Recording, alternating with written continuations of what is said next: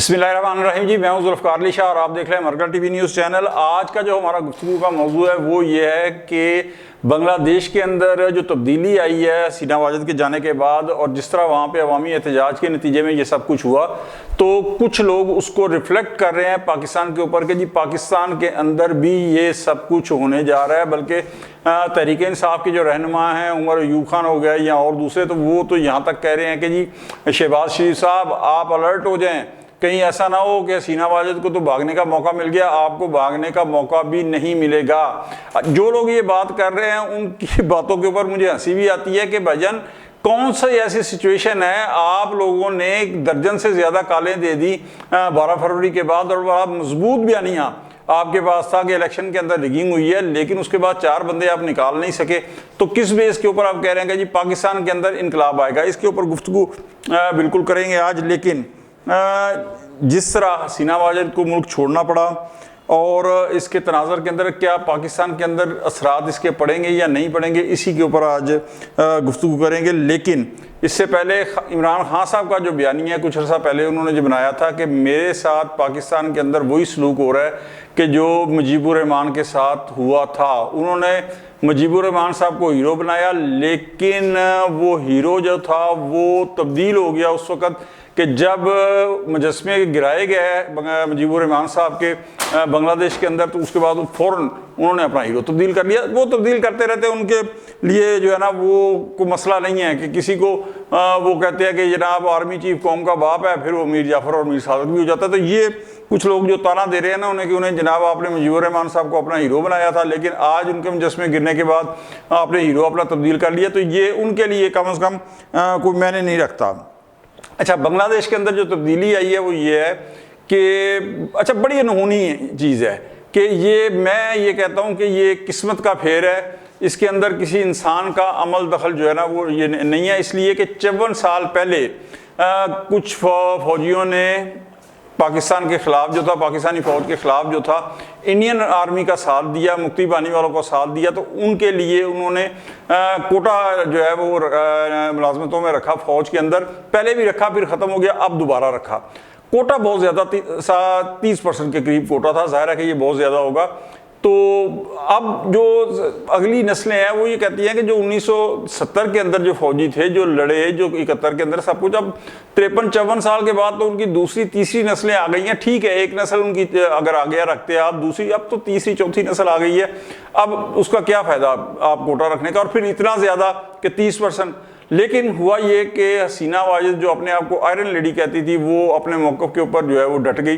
अच्छा, ऐसे लोग जो होते हैं ना जो ख़ास तौर के ऊपर फाशिस्ट गवर्नमेंट जो चला रहे होते हैं और जिनके नज़रियात ये होते हैं कि जनाब मैं आयरन लेडी हूँ, वो अपने आप को अंदर जिसे कहते हैं ना खप्ते अजमत का शिकार होते हैं और वो समझते हैं कि माइट इज़ राइट, मैं ठीक हूँ बाकी सब गलत हैं और मुझे कुछ नहीं होने वाला। यही जो था ये सब कुछ जो है ये हसीना वाजिद के साथ हुआ। और 1 माह पहले उन्होंने वकारुज़्ज़मा जो आर्मी चीफ है उनका तकर्रर किया था, और जाहिर है कि जब उन्होंने तकर्रर किया होगा तो बहुत कुछ देखभाल के, लोग तो यहाँ क्लर्क लगाते हैं तो बहुत कुछ देखभाल के करते हैं, उनका इंटरव्यू वगैरह वगैरह वगैरह, लेकिन आर्मी चीफ का जब उन्होंने तकर्रर किया होगा तो हर तरह से उन्होंने तसल्ली कर ली होगी कि ये मेरा वफादार होगा। लेकिन फ़कत 1 माह के बाद उसी आर्मी चीफ ने क्या किया कि आके कहा कि हसीना वाजिद साहिबा, मिसिस प्राइम मिनिस्टर साहिबा, आपके पास सिर्फ 45 मिनट हैं। हसीना वाजिद ने तकरीर करने की कहा कि मुझे मोहलत दी जाए, लेकिन उन्होंने कहा जी नहीं, कोई तकरीर का टाइम नहीं है, आप यहाँ से अपना सामान बांधें और निकलें। हुआ क्या था कि 1 लाख का मोब जो है अवाम जो थी वो प्राइम मिनिस्टर हाउस की तरफ बढ़ रही थी, और फौज 1 लाख का जो मजमा है ना पाकिस्तान के अंदर, तो आप ये देखें कि 10,000 का मजमा होना तो उसे कहते हैं मिलियन मार्च हो रहा है। वहाँ पे जब 1 लाख का मजमा आया, ये सिर्फ ढाका की बात मैं कर रहा हूँ, पूरे बांग्लादेश के अंदर तो लाखों लोग थे जो सड़कों के ऊपर थे। तो जब 1 लाख का मजमा प्राइम मिनिस्टर हाउस की तरफ बढ़ रहा था तो फौज ने ये अंदाज़ा लगा लिया कि इसे हम रोक नहीं पाएंगे, और ये जाहिर है कि फ़ौज वर्सेस अवाम जो है ना वो क्लैश होगा, और उसके अंदर बहुत ज़्यादा जो है ना वो कैजुअल्टीज़ होने का डर था। तो उन्होंने कहा कि जी आप 45 मिनट के अंदर अंदर आप निकलें। तो PM हाउस के अंदर फिर जो हेलीकॉप्टर था उसके बैठ कर वो वहाँ पे गई हैं जो इंडियन सरहदी गाँव है अगरतला साजिश केस जो है वो आपको याद होगा कि मुजीबुर रहमान साहब ने के ऊपर था। और अगरतला से याद आया कि यही हसीना वाजिद हैं जिन्होंने अपनी किताब में इस बात का जिक्र किया है कि अगरतला साजिश केस से जब मुजीबुर रहमान साहब ने रिहाई पाई तो उसके बाद लंदन गए, तो लंदन के एक होटल के अंदर रा के एजेंटों से मुलाकात की, जिन्होंने जो प्लान फिर वो तय हुआ कि किस तरीके से पाकिस्तान से अलहदा होना है, किस तरीके से इंडियन आर्मी ने पेनिट्रेशन करनी है मशरक़ी पाकिस्तान के अंदर, और किस तरीके से अवामी लीग का साथ देना है। तो वो वहाँ से अगरतला गई, वहाँ से फिर दिल्ली के अंदर रवाना हुई। तो आर्मी ने 1 लाख का जो मूव आ रहा था प्राइम मिनिस्टर हाउस की तरफ, वो रास्ते से सारी रुकावटें हटा दी और उसके बाद वो प्राइम मिनिस्टर हाउस में दाखिल भी हुआ है और उन्होंने तोड़ फोड़ जो भी वो अपने गुस्से का इजहार कर सकते थे उन्होंने किया है। यहाँ एक और बात जो है ना वो बड़ी अहम है कि बांग्लादेश के अंदर जो मामला है ना, वो जिसे कहते हैं कि पाकिस्तान के अंदर हमेशा एक लॉलीपॉप दे के अवाम को बहलाया जाता है, ऐसा नहीं हुआ। बड़ी तेज़ी के साथ जैसे ये सीना वाजिद गई हैं तो बड़ी तेज़ी के साथ जो मामला जो है ना वो तब्दील होने शुरू हो गए हैं। खालिदा ज़िया जो जेल में थी, अच्छा कोई ऐसा नहीं हुआ कि वो आर्मी चीफ कहे कि जी हम देखते हैं कानूनी मामला हैं, कुछ रुकावटें हैं, कुछ कदगंज हैं, हम चीफ जस्टिस से बात करते हैं, अपील होगी ना, कुछ नहीं। वो फौरी जो है उन्हें रिहा कर दिया गया। अच्छा उन्हें फौरी रिहा किया गया, उसके बाद फौरी कर्फ्यू हटा दिया गया। उसके बाद तमाम उन्होंने कहा जी दूसरे दिन तालीमी इदारे खुल जाएंगे, कारोबारी इदारे खुल जाएंगे, सड़कों के ऊपर रवां दवा ट्रैफिक होगी और हर चीज़ मामूल के मुताबिक होगी। और वाकया ही ये हुआ कि ये सब कुछ जो था हुआ। और फिर क्या हुआ, जो अबूरी हुकूमत थी उसकी तश्कील के अंदर भी कोई देर नहीं हुई, वो भी दूसरे फौरी हो गई।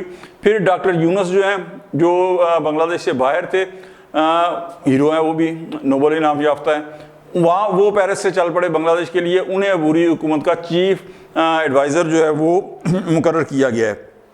वहाँ पे जो ये इनकलाब आया है, जैसा कि जिक्र किया कि ये कोटा सिस्टम के ख़िलाफ़ स्टूडेंट्स ने एहतजाज किया है और स्टूडेंट्स का एहतजाज जो है वो रंग लाया है। ये रोज़गार का मसला था। पाकिस्तान के ऊपर जो बांग्लादेश की सिचुएशन को लाकर रिफ्लेक्ट कर रहे हैं कि जी यहाँ भी ऐसा हो सकता है, तो उनके लिए अर्ज़ है कि वहाँ तो सिर्फ रोज़गार का मसला था, यहाँ तो बिजली के बिलों में महंगाई, बेरोज़गारी, पता नहीं क्या क्या कुछ हो चुका है। लेकिन बार बार की कॉल के बावजूद अवाम सड़कों पर नहीं आ सके। उसकी वजह यह है कि कसूर किसी और का नहीं है।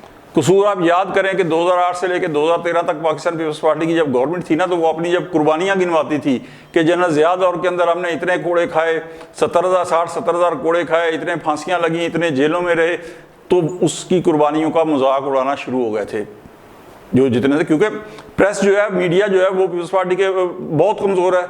तो वो जो मजाक उड़ाया ना, उसका खमियाजा आज भुगत रहे हैं। आज लोग जो है वो बार बार की कॉल के बावजूद जो है वो बाहर नहीं आ रहे। यहाँ पे मुझे जो है ना ये जो इनकलाब लाना चाह रहे हैं ना पाकिस्तान के अंदर, तो मुझे एक घिसा पिटा सा पुराना लतीफ़ा याद आ गया कि एक मौलवी साहब थे, तो वो बार बार कहते थे कि मुझे शहादत का बड़ा शौक़ है, मैं शहादत के मरतबे पर फायज होना चाहता हूँ, काश मुझे शहादत की मौत आए। तो एक दफ़ा वो इसी तरह बात कर रहे थे, तो मेरे जैसा कोई गुनाहगार भी पास था, तो उन्होंने कहा मौलवी साहब जिहाद के ऊपर आप जाते नहीं हैं, हलवे की प्लेट में बम चलने से रहा, तो आप शहीद कैसे होंगे। तो पाकिस्तान के अंदर जो इनकलाब लाना चाह रहे हैं ना, तो उनके लिए मैं अब यही कहूँगा कि सड़कों पे वो निकलते नहीं हैं, तो सोशल मीडिया के ऊपर पोस्टें करने से इनकलाब आने से रहा, तो बिल्कुल तसल्ली रखें। फ़िलहाल पाकिस्तान के अंदर उस जैसे हालात नहीं हैं कि जो बांग्लादेश के अंदर थे, इसलिए कि वहाँ पे इनकलाब स्टूडेंट्स ने लाया। यहाँ पर जो नज़रियाती स्टूडेंट पॉलिटिक्स थी वो अरसा हुआ, बल्कि अशरे हो गए, ख़त्म हो गए। अब तो वहाँ से कोई नज़रियाती जो है ना सियासतदान पैदा नहीं होता। आज तक के लिए इतना ही, मिलते हैं अगले वीलाग में। उस वक्त तक के लिए जुल्फ़िकार अली शाह को इजाज़त दे दें। अगर आपको हमारा ये प्रोग्राम अच्छा लगे तो लाइक कर दें और दोस्तों तक शेयर भी कर दें और हमारे चैनल को सब्सक्राइब कर दें और बेल आइकन का बटन ज़रूर दबा दें ताकि नई आने वाली वीडियो आप तक बर वक्त पहुँच सके। अल्लाह हाफ़िज़।